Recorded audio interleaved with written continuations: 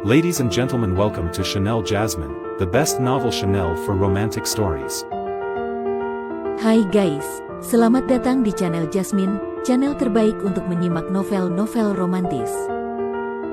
Mohon dukung channel ini dengan subscribe, like dan share video-video yang ada di channel ini. Terima kasih.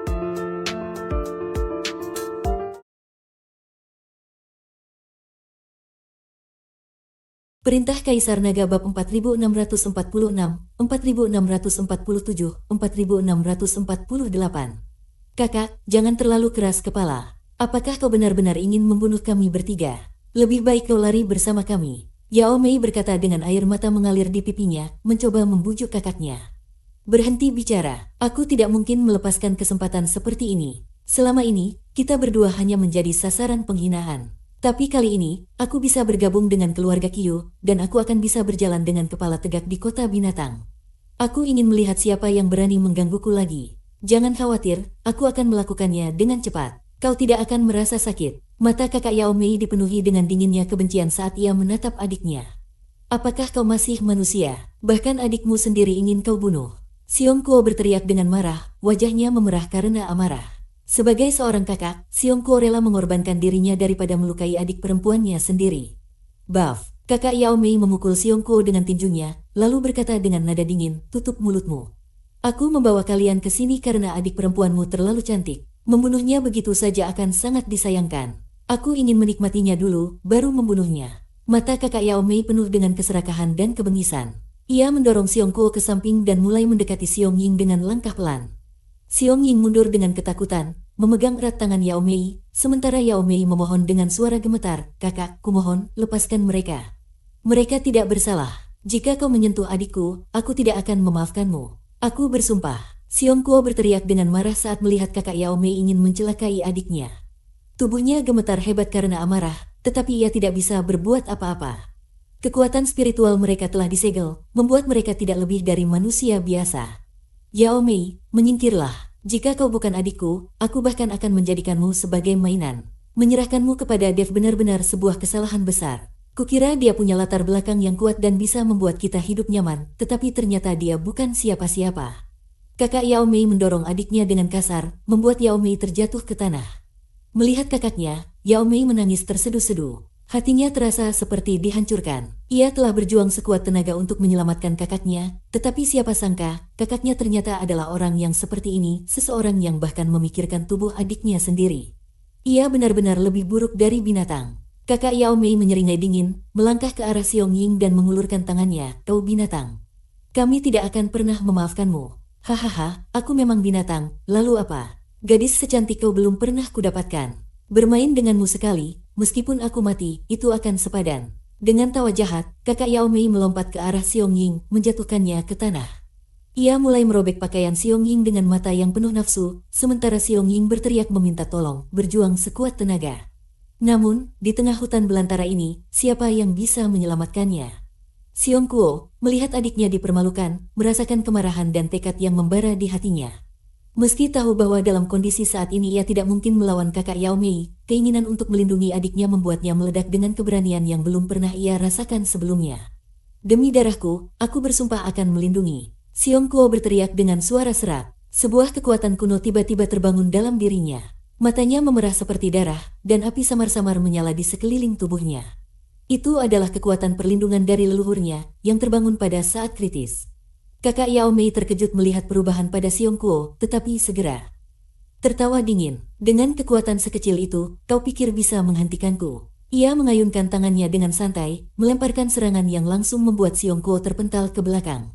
Xiong Kuo, yang baru saja berhasil membebaskan diri dari segel kekuatan spiritualnya, masih belum sepenuhnya pulih, membuatnya tidak mampu melawan dengan efektif.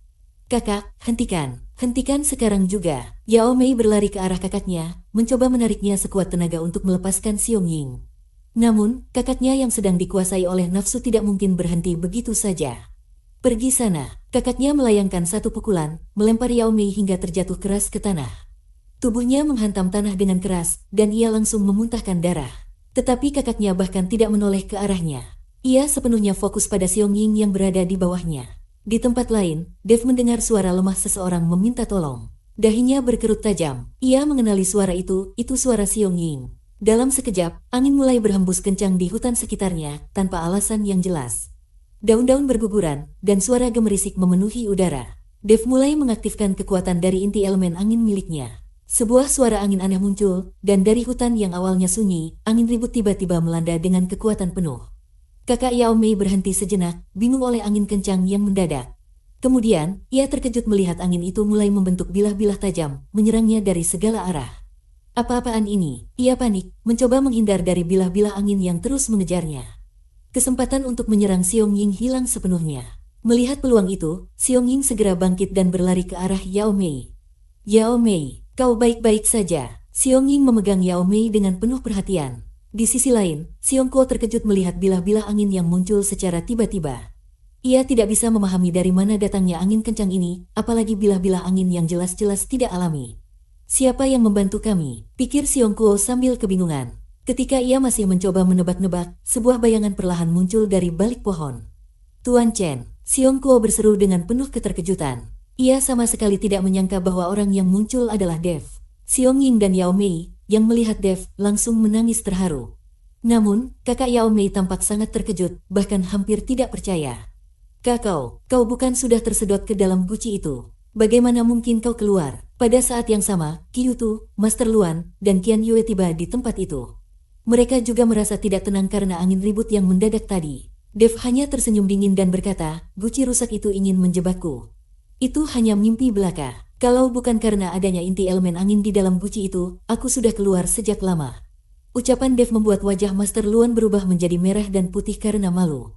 Sebelumnya ia begitu sombong membanggakan bucinya, tetapi kini kenyataan justru membantah semua ucapannya. Master Luan, cepat gunakan formasi dan tangkap dia, seru kakak Yao Mei dengan panik. Namun, Master Luan hanya berdiri dengan wajah serius, tidak bergerak sedikit pun. Matanya terpaku pada Dev, terlihat waspada dan penuh perhatian. Dev melirik Xiong Ying, yang pakaiannya sudah robek, memperlihatkan sebagian besar kulitnya yang putih dan halus seperti susu. Wajahnya yang memerah karena ketakutan hanya membuatnya terlihat semakin mempesona. Dev tidak bisa menahan amarahnya. Ia memahami mengapa kakak Yao Mei tidak bisa mengendalikan dirinya. Namun, ketika ia melihat Yao Mei yang tergeletak di tanah dengan wajah pucat dan sudut bibirnya masih berdarah, amarah Dev memuncak. Apakah ini semua ulahmu, Dev? Bertanya pada Yao Mei dan Xiong Ying. Kedua gadis itu mengangguk pelan, dengan wajah penuh rasa bersalah dan kesedihan. Dev merasa hatinya mendidih. Ia tahu betapa kerasnya perjuangan Yao Mei untuk menyelamatkan kakaknya, tetapi ini balasan yang ia terima. Sebuah pengkhianatan yang tidak manusiawi.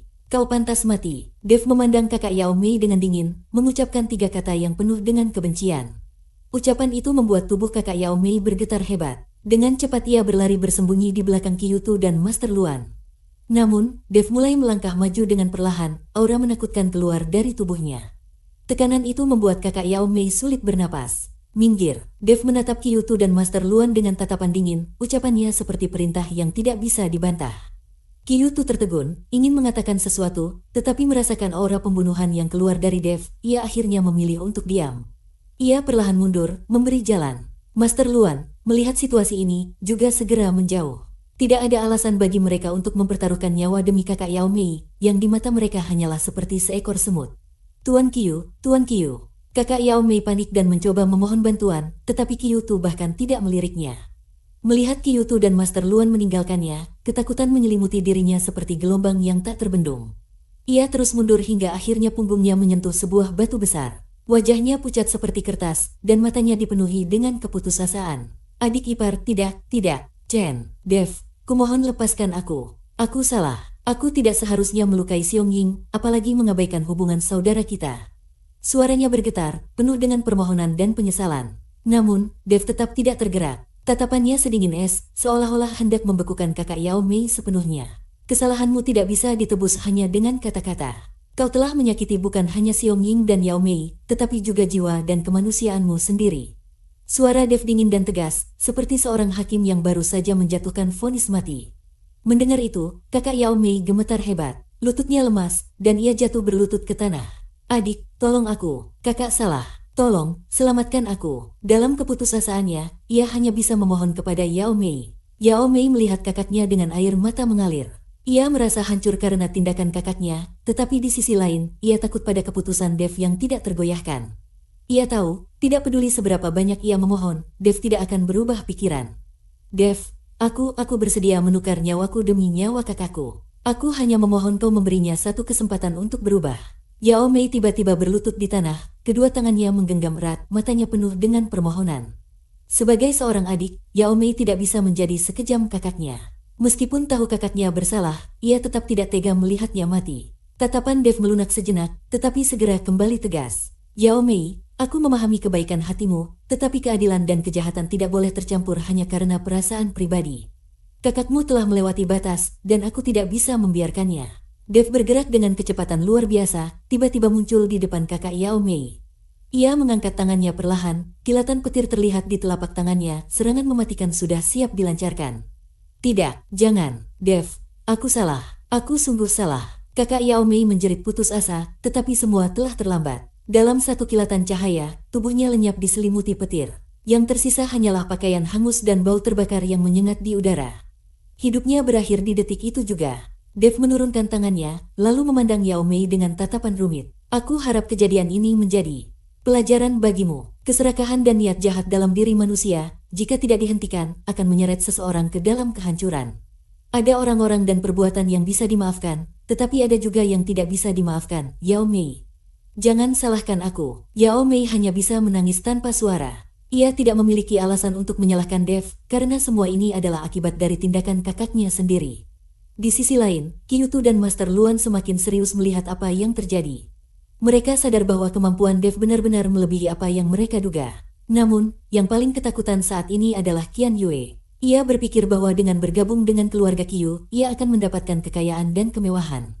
Tetapi kenyataan menunjukkan bahwa keputusannya mungkin adalah kesalahan besar. Kini, ia merasa sangat menyesal telah bekerja sama dengan keluarga Qiu. Jika saja ia memilih untuk bersama Dev dalam menambang batu spiritual, mungkin keadaannya akan berbeda. Namun, penyesalan itu sudah terlambat. Ia tidak tahu apa yang akan terjadi padanya selanjutnya, tetapi ia yakin Dev tidak akan membiarkannya begitu saja. Dalam kepanikannya, Qian Yue memandang Kyutu dan Master Luan dengan harapan bahwa mereka bisa menyelamatkannya. Namun, di lubuk hatinya, ia tahu bahwa harapan itu sangat tipis. Bersambung.